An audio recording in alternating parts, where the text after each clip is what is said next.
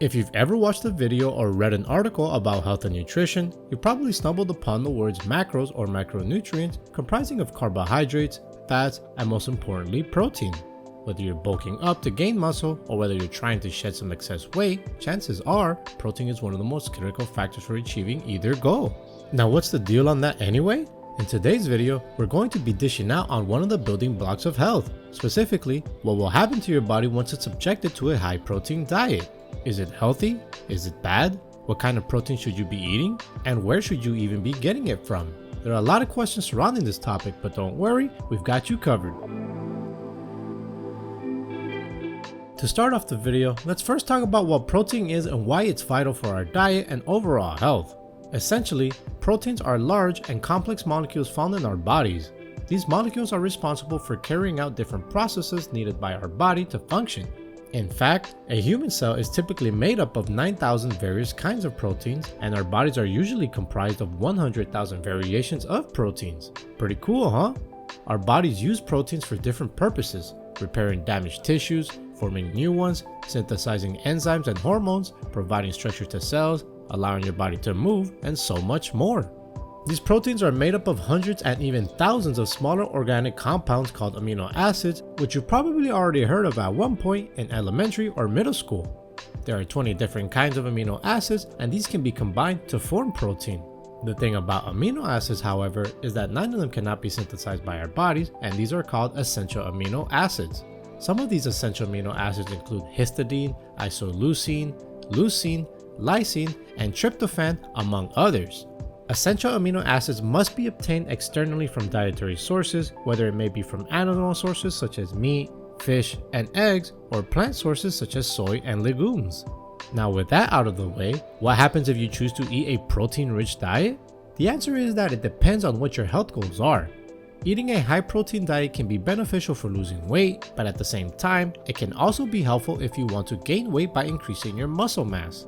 We'll be delving into both ends of the spectrum, starting with weight loss. If you're someone who wants to get leaner and trimmer, going the high-protein diet route is an excellent way to go. This is because eating protein makes a person feel satiated for longer, thus reducing the need for you to consume large volumes of food, which leads an individual to eat a reduced amount of calories. This is because protein decreases ghrelin, a hunger hormone, and it increases the hormone peptide YY, which makes you feel full. In fact, a study done last 2005 shows that between two groups of people who ate 30% protein and 10% protein, the former consumed about 441 calories less as compared to the ones from the latter. Aside from keeping you feeling fuller for longer, protein has also been found to improve your metabolism, which in turn increases fat burning. How does that happen, you ask? Well, when your body digests a meal, it uses calories to utilize the nutrients in your food. This phenomenon is called the thermic effect of food, or TEF. What's great about protein is that its thermic effect is about 20 to 35% higher as compared to carbohydrates or fats, which only require 5 to 15%, significantly boosting your metabolism. And in a study conducted last 2015, a group who ate high protein meals burned 260 more calories than those who ate a low protein diet.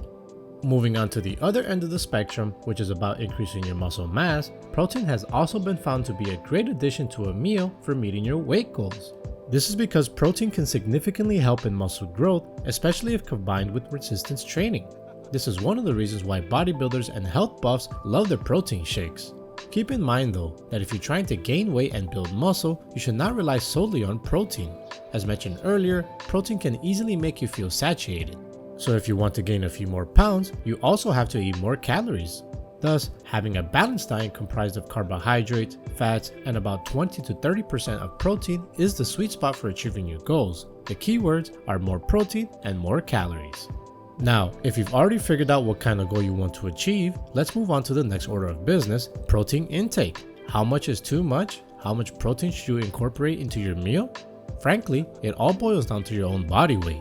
There's no one size fits all for this diet because each individual has their own unique set of needs. However, the baseline computation for your protein needs can be obtained by multiplying your weight in pounds by 0.6 to 0.75 grams or your weight in kilograms by 1.2 to 1.6 grams. Aside from protein being a favorable diet choice for your weight goals, following a high protein diet can also provide other additional health benefits. For instance, it can prevent muscle loss in aging people. In fact, a study has shown that incorporating a protein shake in an individual's day-to-day meals help preserve muscle health in older men and in individuals with muscle loss due to aging. Moreover, this type of diet can help strengthen your bones, as exhibited by a study with older women who had a high intake of animal protein, where they were 69% more unlikely to develop hip fractures. Lastly, it has also been found that increased protein intake has been linked to improved wound healing related to surgery or injury. Now let's talk diet. Choosing the suitable protein sources is vital if you want to achieve optimal results. Whether you eat meat or you were born and raised to be plant-based, there are a plethora of protein choices for you to choose from. Eggs is first on this list. It's the star of the show because it's a nutrient powerhouse. They are known for being a great source of easy to absorb proteins, aside from them being a truckload full of vitamins, minerals, and healthy fats. Next we have lean meats, but the key word is lean. Consuming lean meats is optimal because you remove all that unhealthy and unnecessary fat. Chicken and or turkey breast is another great option. Aside from protein, they are also rich in zinc, selenium, and vitamin B6. The best part? They are reasonably cheap, and they make a yummy addition to a variety of dishes. Dairy products such as cottage cheese, Greek yogurt, and milk are also great choices. There's a reason why parents tell their kids to drink milk before bed. Milk and other forms of dairy are rich in protein as well as other essential nutrients beneficial for your body, such as calcium, vitamin B12, and selenium.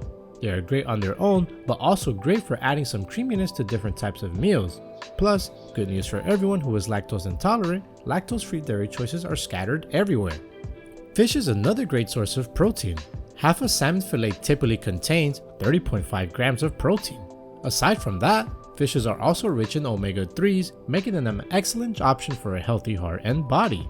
In addition to the foods we just mentioned, some other excellent sources of protein include beans, nuts, seeds, grains, oats, chickpeas, lentils, shrimp, tofu, soy, green leafy vegetables, and of course, whey or plant protein shakes. Now, if you have dietary restrictions, make sure to only consume the food you can eat. You don't want to drink fresh milk if you're lactose intolerant, right? That's a recipe for disaster, literally.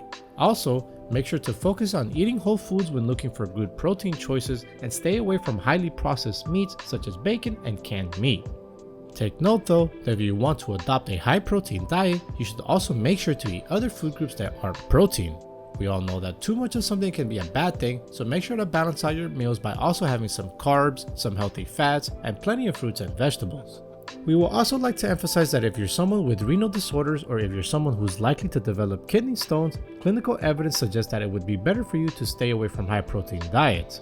Moreover, it is also important to note there still aren't any long-term studies that shows the effects of being in a long-term diet. At the end of the day, it would still be best to consult the opinion of your healthcare professional before trying this out.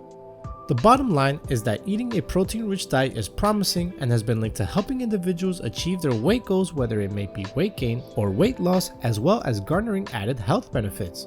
Just remember that it's important to balance your meals and have a well-rounded diet that isn't just solely focused on protein, and as always, consult a licensed medical professional before trying out this kind of diet or any kind of diet or lifestyle change in general. If you learned something new with us today, feel free to show us some love by giving us a like and by subscribing to our channel.